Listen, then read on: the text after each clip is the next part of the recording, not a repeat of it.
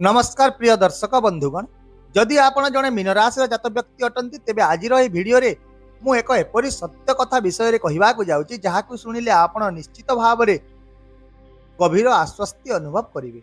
तेबे ताहा हेउछि 28 नवेम्बर 2025 अर्थात गत काली ठारू आपणक कुंडलीर आय घर एवं द्वादश घर कर्ता शनि महाराज तांकर वक्री गति परित्याग करी मार्गी गति आरंभ कर सारी एवं एही मार्गी गति मीन राशि लोक मानक पई एक वरदान ठारू कम प्रमाणित हेब नाही।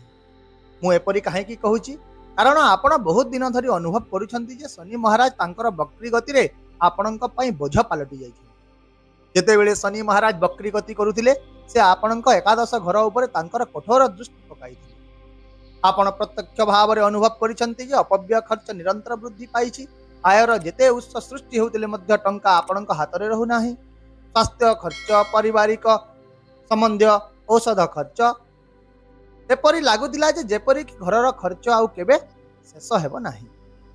कर्म क्षेत्र में मध्य चाप, आपणक बस ठारू समर्थन रो अभाव एवं कठिन परिश्रम सत्वे इच्छित फलाफल अभाव ये सबु शनिंकर वक्री गतिर परिमाण ये सबु शनिंक वक्री गतिर परिणाम थिला।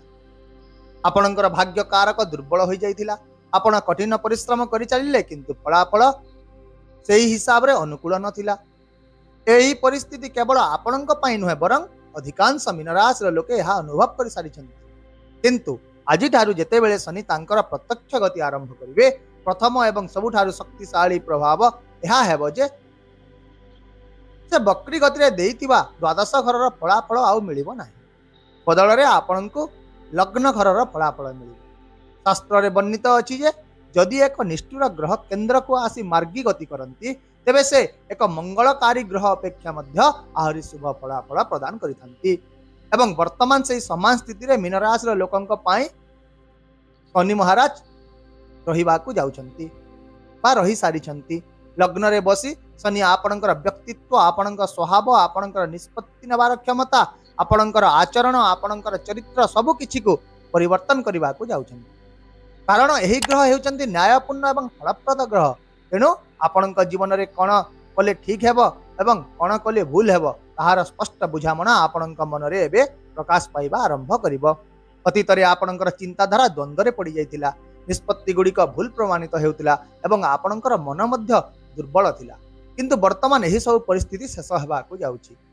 तथापि मध्य यही समय रे आपणक गोटिए कथा प्रति ध्यान देबाकू पड़िबो जे जहाँकि शनि लग्न रे रहिले से व्यक्तिर मन रे आलस्य प्रवृत्ति को जन्म देथांती। जहाँ फल रे आपणक मन भितरे एई काम को आज करिबिनी काली करि देबी, काली तो हेई जीव एभली चिंताधारा सृष्टि होई पारे। किंतु जदि आपण एही प्रवृत्ति को नियंत्रण करिदेबे तेबे शनिंकर एही मार्गी गति आपणक पई जीवन परिवर्तनकारी निश्चित भाव रे प्रमाणित हेबो।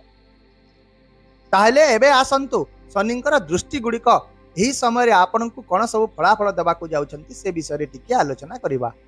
तेबे शनिदेवंकर तीनोटी विशेष दृष्टि रही थाए। शनि जेउठारे बसी थांती सेठारु से तृतीय, सप्तम एवं दशम स्थान को दृष्टि देथांती। तेबे प्रथम रे शनिंकर तृतीय दृष्टि आपणकर पराक्रम घरे पड़िबो। एही दृष्टि को शनिंक सबुठारु शक्तिशाली दृष्टि मध्यरु मध्य गोटिए बोली विवेचना करा जाए। शनि सबु बेले व्यक्ति को कहिथांती जे कठिन परिश्रम कर, मु तुम सहित छिड़ा होइछि। तेणु यही समय मध्य से आपण को कठिन परिश्रम कराइबे, बहुत झाड़ बहिब एवं बहुत संघर्ष मध्य करने को पड़िबो। किंतु केवल पार्थक्य एया हेबो जे आगरु आपण को सही परिश्रमर फल मिलु नथिला किंतु एबे आपण को निजर संघर्षर पूर्ण फलाफल मिलिबो। आपणकर कठिन परिश्रम आ व्यर्थ हेबो नाही। आपणकर शक्ति, साहस एवं निष्पत्ति नेबार क्षमता वृद्धि पाइबो। पूर्वरु आपण को जो काम सब असंभव लागुदिला सेही कार्य गुड़िक एबे सहजरे समाप्त होई जिवो। यहाँ पर शनिंकर सप्तम दृष्टि आपणकर सप्तम घरे रहिबो, जहाँ आपण को विशेष भाव में दुईटी फलाफल प्रदान करिबो। प्रथमटी हैला वैवाहिक जीवन पई बहुत लाभदायक है। जीवन साथी सहित बुझामणा वृद्धि पाइबो। जदि दुहिंक भितरे कोनोसी मतभेद बहुत दिन चली रहितिला से गुड़क मध्य समाधान होई जिवो। दैनिक रोजगार रे उन्नतिर स्थिति आसीबो। तथापि जदि आपण एक पार्टनरशिप रे काम करिसंती तेबे मु आपण को हाथ जोड़ी अनुरोध करूची जे आपण निश्चय सतर्कता अवलंबन करंतु, नचेत सावधानतार अभाव ही दुर्घटनार कारण होइଥାଏ।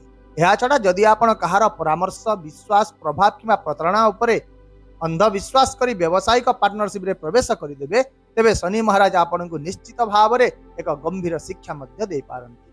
कारण एबे एही ग्रह एक अशुभ स्थिति रे अछंती, तेणु पार्टनरशिप आर्थिक क्षति एवं मानसिक चाप सृष्टि करिपारे। तेणु एही समय मध्य पार्टनरशिप को एड़ाइबा आपनक पई बहुत भल रहिबो।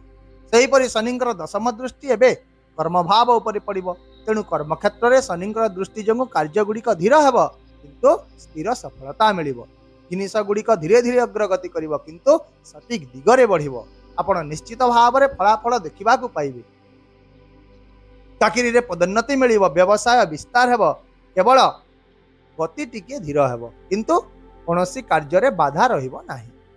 एवं जेहेतु वर्तमान लग्नेश लग्न रे सक्रिय अछंती, तेणु यही स्थिति आपणक सामग्रिक व्यक्तित्व को सुदृढ़ करिबो। यह आपणकर आत्मविश्वास को वृद्धि करिबो। पूर्वरु जो शक्ति दुर्बल रहितला सेगुड़ी एबे धीरे धीरे सुदृढ़ हेबाको लागिबो। ताहेले वर्तमान आसंतु किछि प्रतिकार विषय रे जानि नेबा। प्रतिदिन ओम सं शनिश्चराय नमः मंत्र गोटिए माला जप करिबा द्वारा आपणकर शक्ति स्थिर रहिबो। संध्या रे शनि चालीसा पाठ करियंतु, जहा द्वारा मानसिक चाप कमिबो। शनिवार दिन किछि छणा खाद्य दान करंतु, जहा द्वारा कर्म रे थिबा बाधा गुड़िक दूर हेबो।